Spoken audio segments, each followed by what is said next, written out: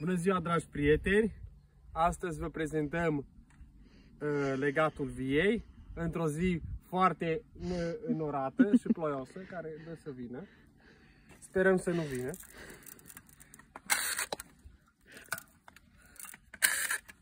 Deci se leagă cu două sârme mai exact, la unde trebuie. Uitați-vă aici. Asta e căpățâna de care povesteam în video. Asta e căpățâna.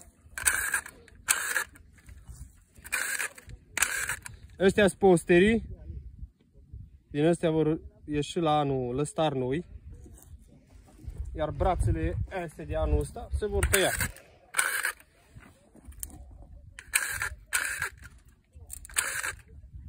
Și așa se leagă.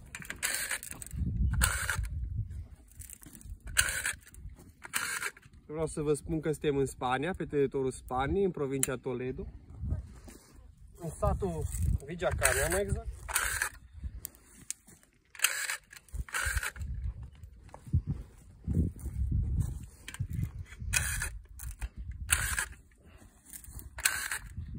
Să vă prezint și scula cu care lucrez. Un pele în ficțion, o legare rapidă, cu setare, mai rapide, mai încet. Și așa se leagă. O treabă bună, să ne rupem brațele. Se leagă întotdeauna pe prima bară. Întotdeauna.